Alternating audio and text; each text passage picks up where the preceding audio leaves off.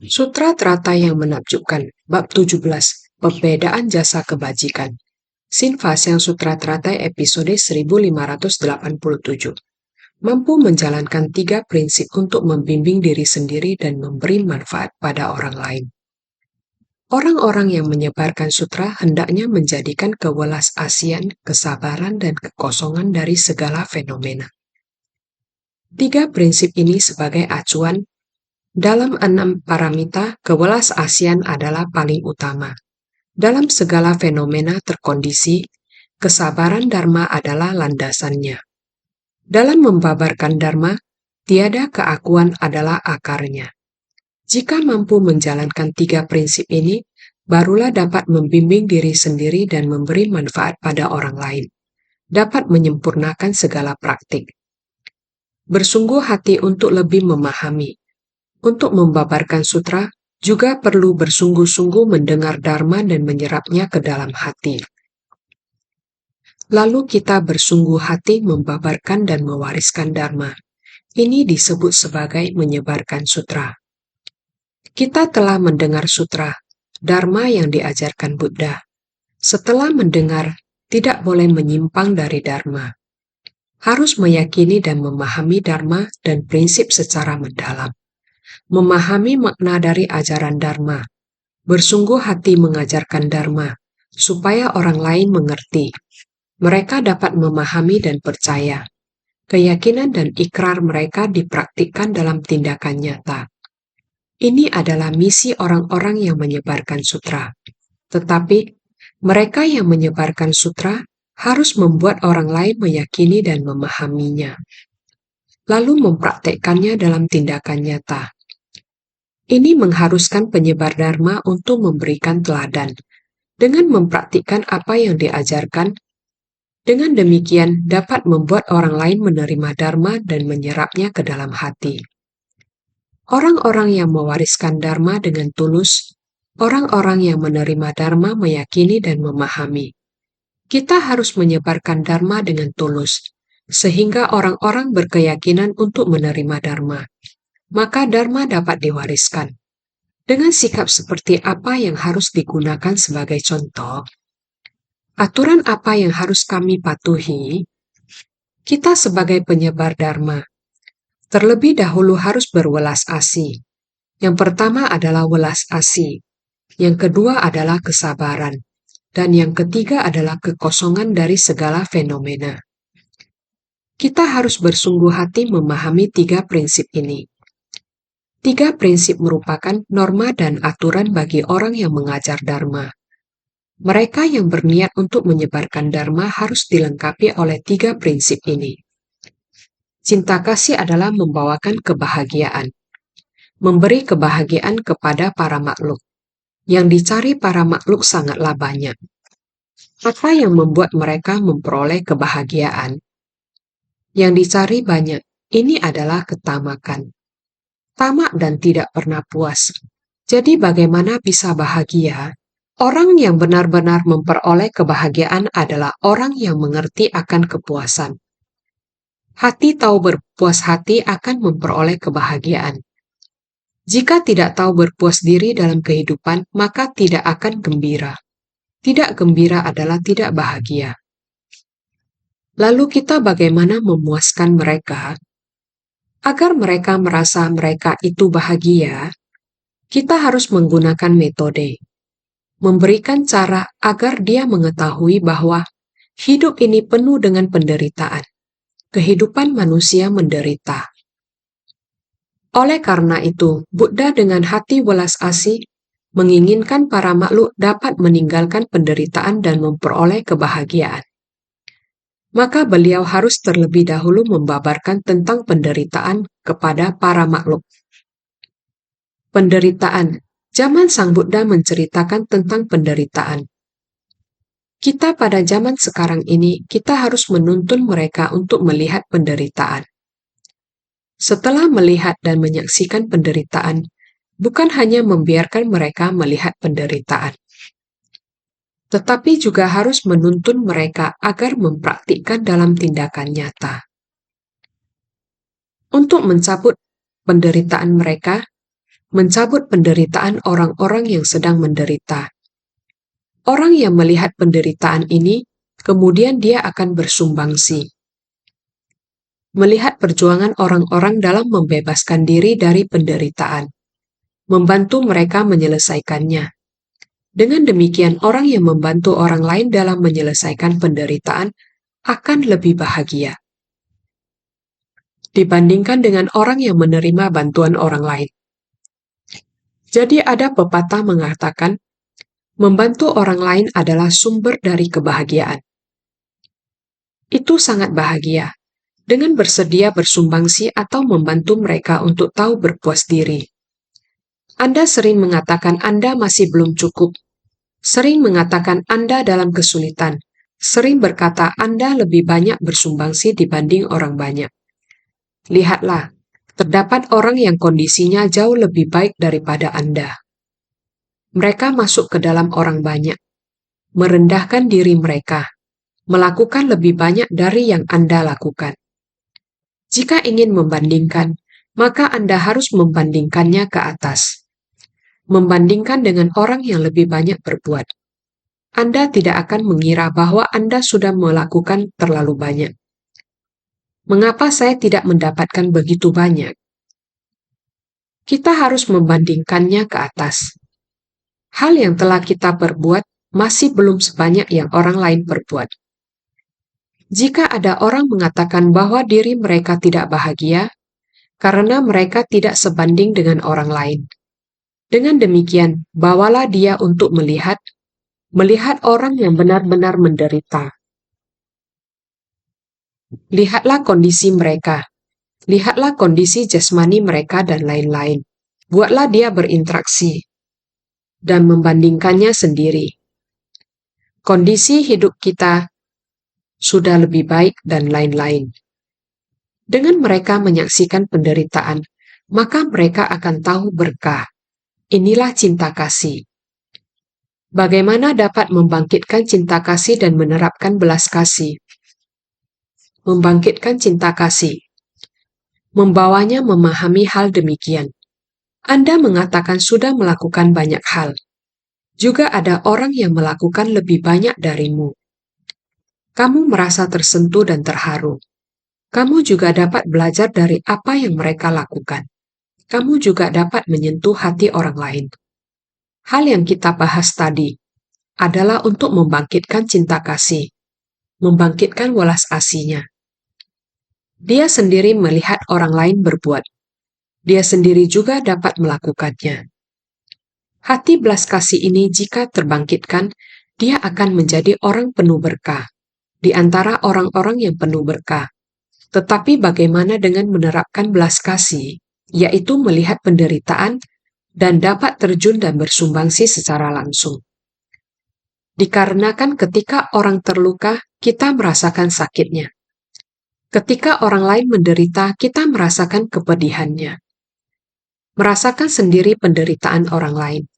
Tidak tega melihat makhluk menderita, sehingga menerapkan belas kasih.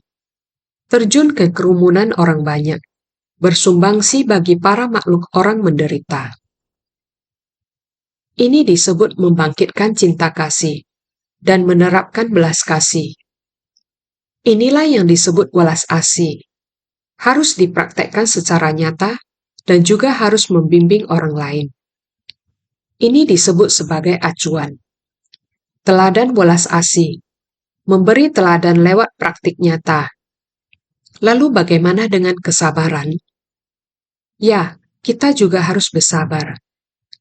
Kesabaran dan kesabaran terhadap hinaan sangatlah penting. Dalam 4 praktik penuh kedamaian dan kebahagiaan, bukankah telah memberitahukan kita banyak tentang ini? Ada berbagai macam keadaan. Bagaimana kita bisa mencegahnya? Bagaimana kita bisa bersabar? Ini adalah apa yang diajarkan Sang Buddha, dan Bodhisattva Manjusri juga bertanya untuk kita. Hal ini terdapat dalam 4 praktik penuh kedamaian dan kebahagiaan. Sang Buddha dan Bodhisattva Manjusri menggunakan kebijaksanaan mereka untuk mengungkapkan dan mewariskan metode ini kepada kita sekarang. supaya kita bisa memahami bagaimana untuk bersabar, bagaimana kita menerapkan Dharma ini untuk bersumbangsi. Kita dapat menggunakan metode ini sebagai teladan, yaitu ada Dharma untuk menyadarkan. Ini sama seperti ketika Buddha masih ada di dunia. Suatu hari, ada seorang Brahmana non-Buddhis datang mengunjungi Katyayana, yang Arya Katyayana menerimanya dengan sopan. Mereka memperlakukan satu sama lain dengan sangat sopan. Brahmana ini dengan rendah hati datang meminta petunjuk pada Katyayana. Dia berkata, "Yang Arya, saya ingin meminta petunjuk dari Anda. Sebab dan kondisi seperti apa menyebabkan konflik di antara manusia?" Konflik, mengapa pendapat orang tidak bisa searah? Sebagai contoh, di antara para Brahmana, demikian saling bertentangan. Setelah mendengarkan Buddha mengajarkan Dharma, bahkan para perumah tangga juga selalu bertikai antara satu sama lain. Mengapa selalu ada perselisihan di antara orang-orang dalam masyarakat? Mengapa mereka selalu saling berdebat dan bertikai tanpa henti? Yang Arya Katyayana menjawab demikian. Betul. Jika Anda berkata adanya konflik di antara para raja, di antara para Brahmana adanya konflik, di antara para perumah tangga adanya konflik. Ini semua karena mereka masih terikat oleh keserakahan dan nafsu keinginan mereka. Adanya konflik antar para raja adalah demi keuntungan negara mereka sendiri. Di antara Anda dan saya, Anda ingin merebut, saya menolak untuk mengalah. Inilah mengapa adanya begitu banyak konflik. Di antara kita sendiri dan antar negara, konflik antar para Brahmana juga sama. Konflik antara para perumah tangga. Ini karena nafsu keserakahan mereka. Jika kita tamak, meskipun kita berwawasan luas dan suka mempelajari jalan kebenaran akan sulit ditemukan. Ini adalah apa yang disampaikan oleh Buddha. Selama setiap orang berpegang teguh pada pendapatnya masing-masing, oleh karena itu, mustahil bagi kita semua untuk dapat bersatu dalam harmoni. Kemudian seorang Brahmana bertanya, "Jika demikian, kondisi karma seperti apa yang menyebabkan bahkan para biksu juga berdebat di antara mereka sendiri?" Kemudian yang Arya Katyayana berkata demikian, "Para biksu terlibat dalam perdebatan karena mereka melekat pada pandangan dan pendapat mereka masing-masing. Karena setiap orang memiliki pandangan dan pemahamannya sendiri. Mereka saling berdebat atas apa yang mereka dengar. Para Brahmana dan praktisi rumah tangga terlibat dalam perdebatan karena nafsu keserakahan. Kita harus memahami ini dengan jelas. Sedangkan para biksu terlibat dalam perdebatan karena kemelekatan pada pandangan. Nafsu keserakahan muncul karena tubuh mereka merasakan pengaruh dari lingkungan sekitar, sehingga menyebabkan mereka menimbulkan nafsu keserakahan. Sehingga mereka masing-masing memicu perdebatan. Adapun para biksu, mereka telah meninggalkan kehidupan awam. Mengapa masih bisa terlibat dalam perdebatan? Kenapa masih saja bertikai seperti itu? Mengapa demikian? Oleh karena itu, Katyayana menjawab, mereka terjerat oleh kemelekatan pada pandangan dan pemahaman mereka masing-masing. Bagi praktisi rumah tangga dan Brahmana, mereka terikat oleh organ indrawi mereka. Namun para praktisi terikat oleh pada pandangan dan pemahaman mereka. Pelatihan diri kita. Boleh pada ajaran kendaraan besar atau kendaraan kecil. Praktisi kendaraan kecil hanya memberi manfaat bagi diri sendiri. Kehidupan manusia menderita, sangat menderita. Dari kehidupan ke kehidupan, bertumimbal lahir di dalam penderitaan. Sulit bertemu Buddha Dharma. dapat melihat dan mendengarkan Buddha Dharma, menerima dan menegakkan Buddha Dharma. Tubuh ini sulit didapat. Oleh karena itu, saya harus menggenggam kesempatan tubuh ini, bersungguh-sungguh mencari pembebasan pada kehidupan ini. Oleh karena itu, mereka melekat pada memberi manfaat bagi diri sendiri. Inilah yang diajarkan Sang Buddha tentang 4 kebenaran mulia. Penderitaan, sebab penderitaan, lenyapnya penderitaan, jalan menuju lenyapnya penderitaan. Saya sudah memahaminya. Dia ada pandangan dan pemahamannya sendiri. Para praktisi kendaraan besar juga ada yang mereka dengarkan dari ajaran Buddha. Kendaraan kecil adalah metode terampil, adalah untuk menuntun kita masuk ke pintu ajaran. Oleh karena itu, kita seharusnya harus merubah dari kecil menjadi besar. Seharusnya ketika kita melihat penderitaan, harus membangkitkan rasa iba. Masuk ke kerumunan masyarakat untuk membimbing para makhluk. Ini baru benar-benar pembebasan tertinggi kita. Membimbing diri sendiri dan orang lain. Setiap pandangan dan pemahaman orang berbeda. Dengan sendirinya, kita akan terikat oleh hal tersebut. Ini semua benar. Namun ini tidak menyeluruh.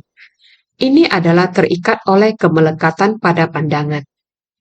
Melekat pada pandangan masing-masing.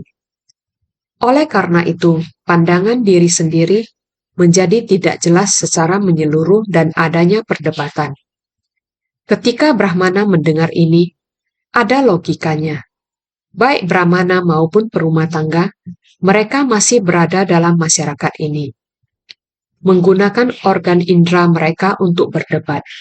Namun setelah menjadi biksu, mereka berfokus pada jalan kebenaran. Juga sudah melepaskan nafsu dan cinta. Jadi mereka tidak terlalu memperdulikan organ indera mereka. Yang paling mereka perhatikan adalah pandangan dan pemahaman, karena inilah terjadi perdebatan. Maka Brahmana ini mengerti dan mempercayai. Lalu bertanya lagi, Yang Arya, apakah ada orang yang memiliki pandangan dan pemahaman yang benar-benar terlepas dari kemelekatan pada pandangan? Katyayana menjawab, ya, ada. Yang dimuliakan Sang Buddha, guru saya adalah orang yang membimbing kita seperti ini. Dia adalah Tathagata, yang layak diberikan persembahan, yang telah mencapai pencerahan sempurna, yang telah sempurna dalam kebijaksanaan dan perbuatan, yang telah pergi dengan baik, yang telah memahami dunia, yang tiada tara, penjinak makhluk, guru dari para dewa dan manusia. Jadi dia disebut Buddha, disebut sebagai Bhagawan. Katyayana melafalkan seluruh 10 gelar Sang Buddha, sehingga Brahmana dapat mengetahuinya. Ketika Brahmana mendengar hal ini, hatinya dipenuhi dengan kegembiraan. Ketika mendengar bahwa orang ini telah terbebas dari ikatan keserakahan dan nafsu, dan telah mencapai pencerahan sempurna yang tiada tara, hati Brahmana dipenuhi kegembiraan dan rasa syukur. Ia segera berdiri dan merapikan jubahnya. Lalu bertanya kepada Yang Arya Katyayana, di manakah Sang Bhagawan sekarang? Di manakah beliau sekarang? Katyayana memberitahunya, guruku Sang Maha Sadar sedang berada di Taman Anathapindika saat ini. Brahmana itu berdiri tegak, menghadap ke arah Taman Anathapindika. Ia dengan penuh hormat membungkuk dan bersujud kepada Sang Buddha. Ia bersujud kepada individu luar biasa di dunia, yang mampu melenyapkan hasrat dan nafsu keinginan, mencapai pembebasan penuh dan dilengkapi dengan 10 kebajikan. Sang Maha Sadar ini. Jadi, Brahmana itu sangat menghormati. Kisah ini menceritakan tentang kesabaran. Dalam pelatihan diri juga perlu kesabaran seperti ini. Sedangkan pembabaran Dharma juga perlu tahu tentang kekosongan Dharma. Bersabar, ingin bersabar terhadap apa? Sabar menahan nafsu, keinginan dan pandangan yang menyimpang. Semua ini butuh kesabaran. 4 praktik penuh kedamaian dan kebahagiaan. Sudah menyampaikan kepada kita dengan sangat jelas. Berbagai lingkungan, pandangan, orang, masalah dan benda. Semuanya dianalisa dengan sangat jelas untuk kita. Oleh karena itu, kita sebagai seorang praktisi, untuk memperoleh mencapai kedamaian dan kebahagiaan, kita harus bersumbangsi dengan welas asih dan sukacita. Dengan demikian harus melatih 4 praktek penuh kedamaian dan kebahagiaan. Kemaha welas asian sebagai kediaman. Kelembutan dan kesabaran sebagai jubah. Kekosongan dari segala fenomena Dharma sebagai tahta. Mereka yang menyebarkan Dharma harus dilengkapi dengan 3 prinsip ini. Kewelas asian, kesabaran, dan kekosongan dari segala fenomena. 3 prinsip ini adalah teladan. Adalah aturan semua orang harus bersungguh hati memahaminya. Dalam 6 paramita, kewelas asihan adalah paling utama. Anda ingin melatih diri, ingin mengajar orang untuk melatih diri.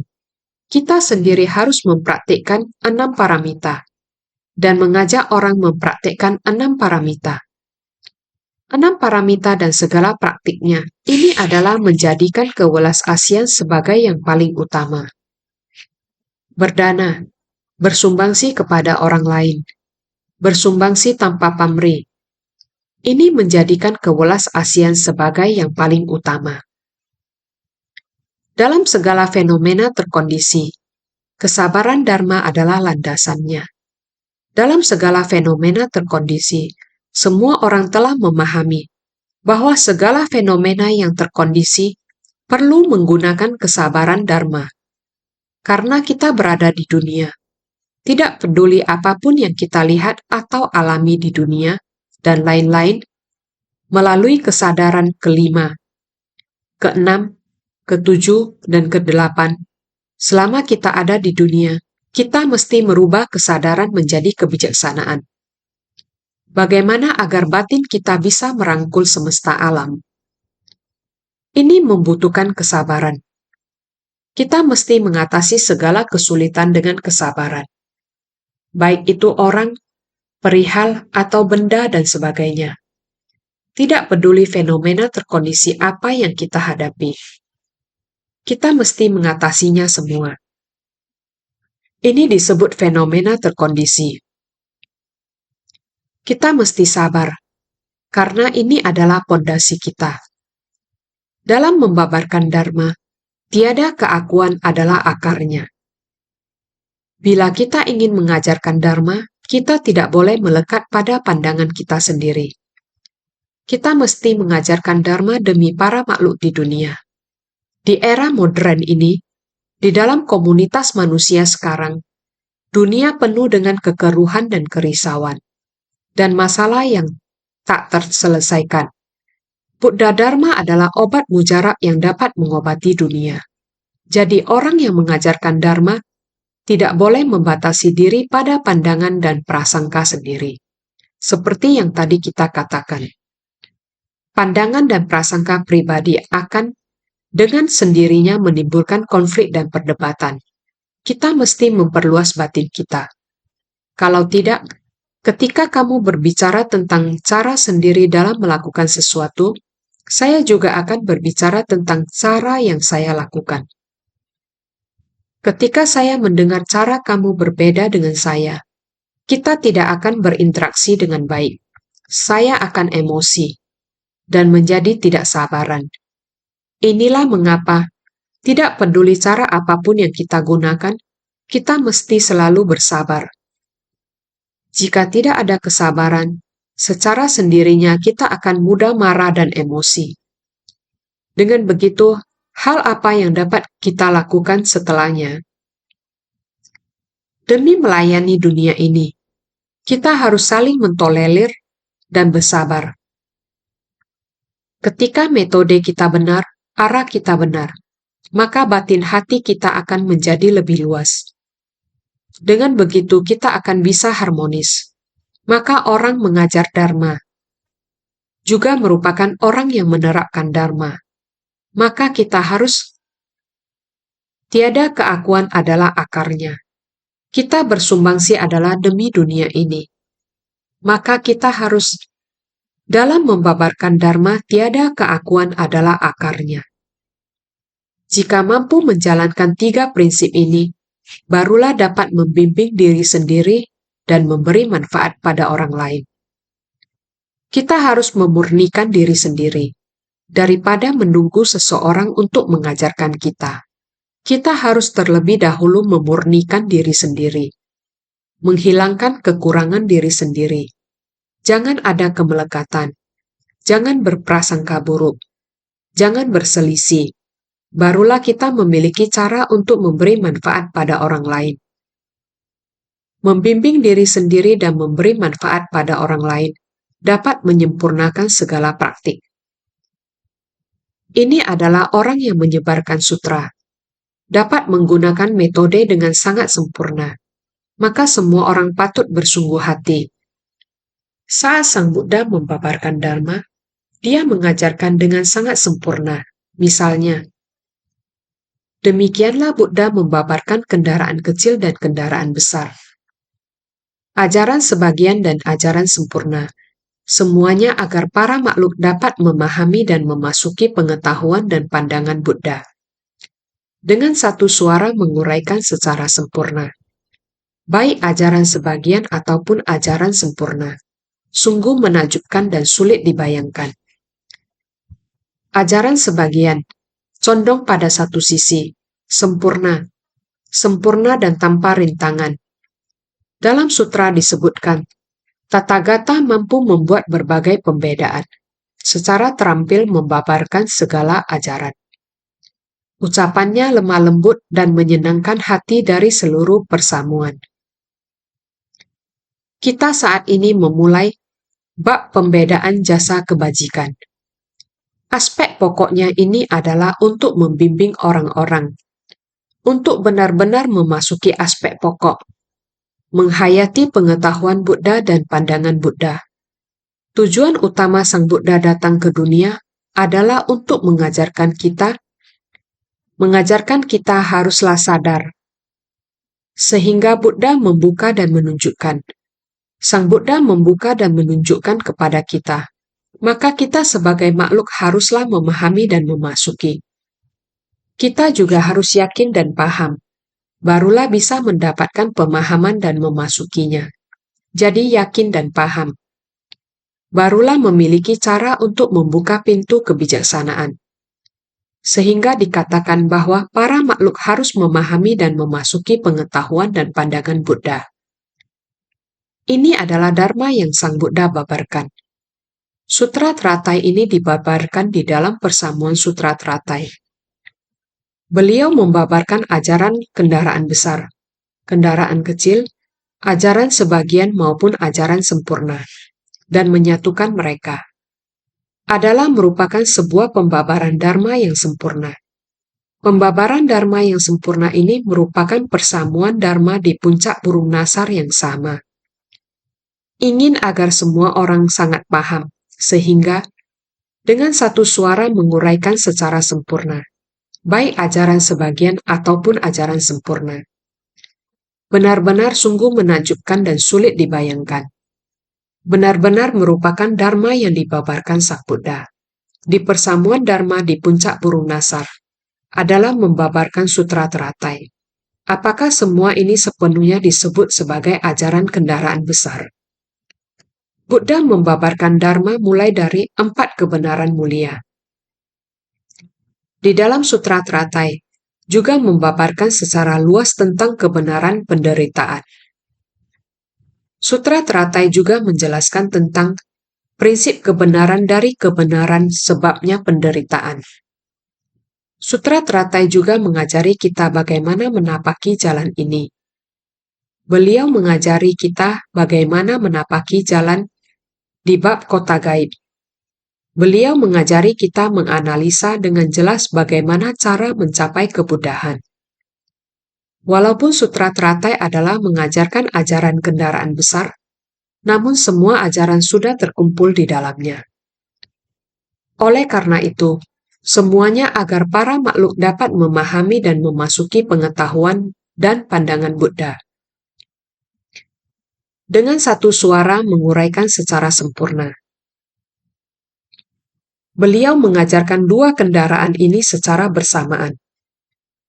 Para praktisi dari kendaraan besar dan kecil dapat menerimanya, sehingga baik ajaran sebagian ataupun ajaran sempurna, ajaran sebagian adalah ajaran dari kendaraan kecil. Membahas tentang ajaran kendaraan kecil juga termasuk di dalam Sutra Teratai. Ajaran dasarnya juga termasuk di sana. Ini mengajari kita ajaran dengan sempurna. Ajaran sempurna adalah ajaran dari kendaraan besar, sehingga membabarkan ajaran kendaraan besar dan kecil secara bersamaan. Ajaran sebagian adalah ajaran kendaraan kecil. Ajaran sempurna adalah ajaran kendaraan besar.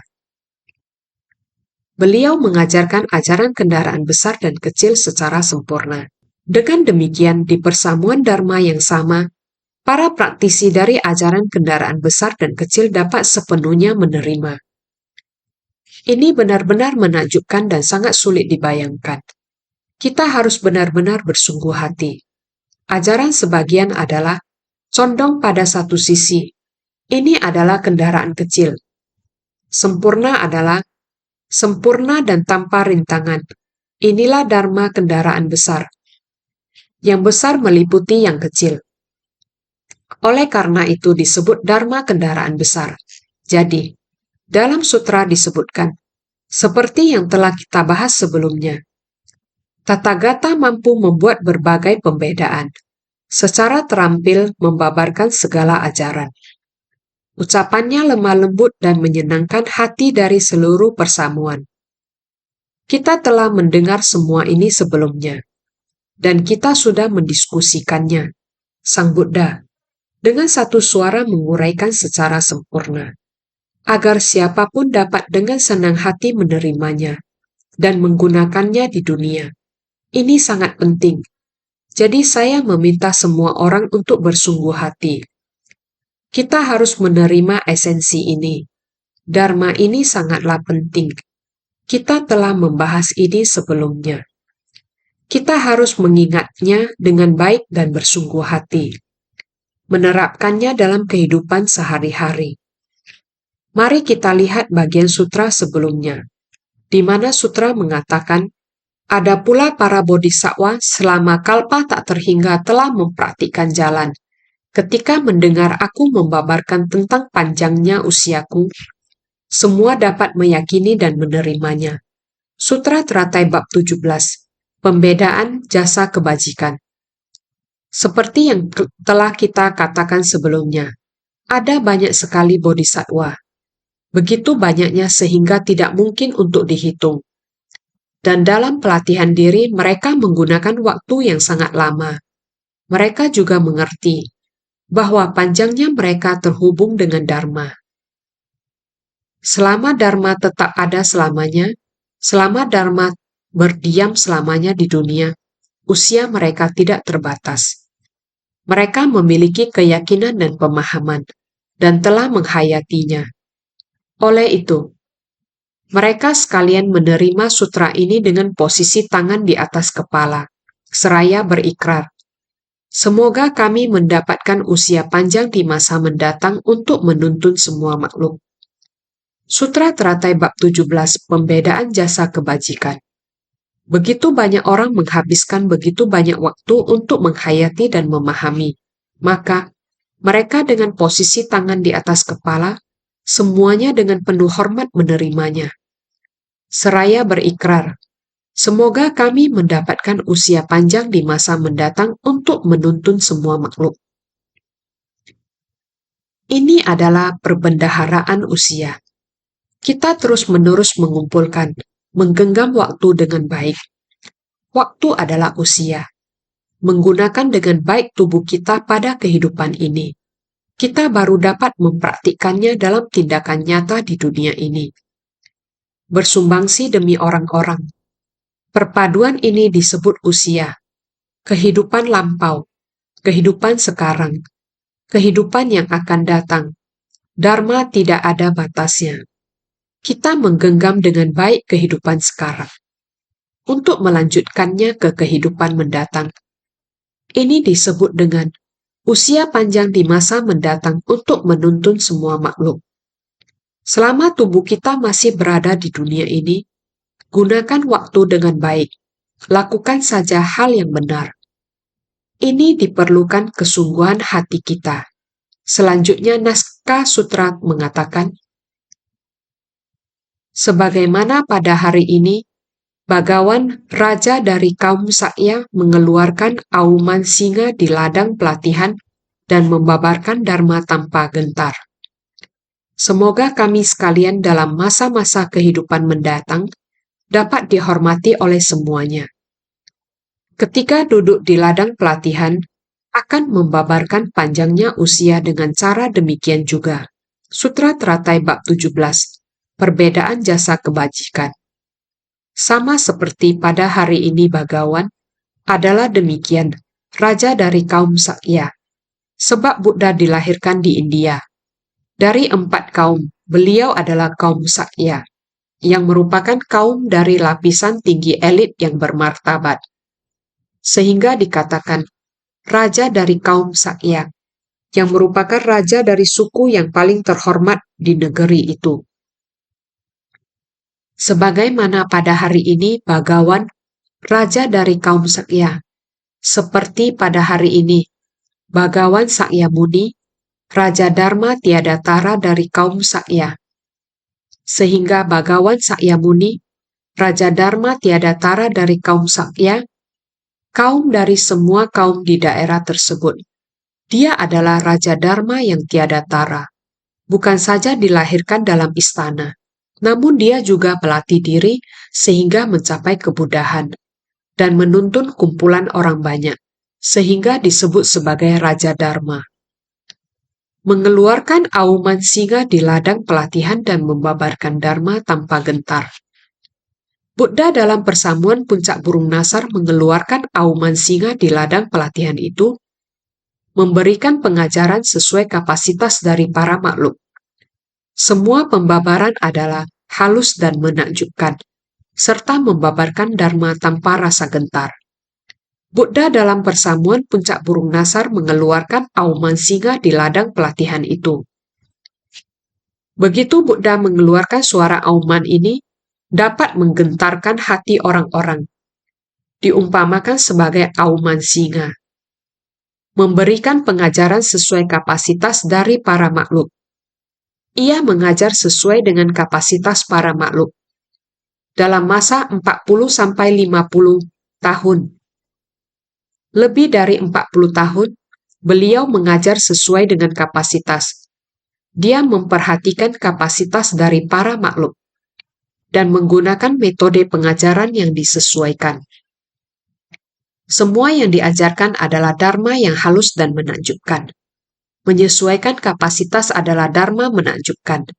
Dia mengajarkan ajaran kecil kepada yang berkapasitas kecil. Dia mencoba menanamkan benih kebajikan, sehingga mereka dapat melenyapkan kejahatan dan membuat kebajikan. Semua ini adalah dharma menakjubkan oleh Sang Buddha. Membabarkan dharma tanpa rasa gentar. Tidak peduli apakah orang berkapasitas besar atau kecil, Buddha mengajar mereka semua. Membabarkan dharma tanpa rasa gentar. Sehingga, semoga kami sekalian dalam masa-masa kehidupan mendatang dapat dihormati oleh semuanya. Dikarenakan meyakini dan memahami semua ajaran Buddha dari batin mendalam, makanya kami sekalian dalam masa kehidupan mendatang akan mencapai pencerahan dan dihormati oleh semuanya. Kita sekarang, semua mulai sekarang. Dulu demikian, sekarang demikian, di masa mendatang juga demikian. Dengan batin dan keyakinan mendalam memahami pengajaran Buddha, kita semua mengamalkan sesuai dengan ajaran. Makanya kami sekalian dalam masa kehidupan mendatang akan mencapai pencerahan. Kita meyakini dan memahami. Kita harus mengikuti jalan ini. Kita selamanya demikian dihormati sehingga ketika duduk di ladang pelatihan akan membabarkan panjangnya usia. Dengan cara demikian juga, ketika duduk di ladang pelatihan untuk membabarkan panjangnya usia, akan sama seperti Bhagawan Sakyamuni pada hari ini. Jika di masa mendatang kita duduk di ladang pelatihan, juga tetap akan mengamalkan ajaran ini, menyampaikan usia kehidupan ini, harus bersedia menggunakan kalpa tak terhingga, kehidupan tak terhingga.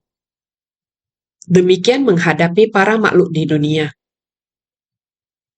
Duduk di ladang pelatihan untuk membabarkan panjangnya usia. Juga berharap seperti hari ini, seperti Buddha Sakyamuni. Demikian terhadap pengajaran kita. Berharap di masa mendatang kita juga bisa memperlakukan para makhluk sama seperti Buddha mengajarkan kepada para makhluk. Ini merupakan ikrar semua orang. Saudara sekalian, benar-benar membabarkan Dharma harus lebih bersungguh hati. Harus ada pedoman, harus ada aturan dan standar sendiri. Harus mempraktekkannya dengan tindakan nyata. Maka, pembabar Dharma dan pendengar Dharma akan menjadi sempurna sepenuhnya. Sehingga semua orang harus senantiasa lebih bersungguh hati.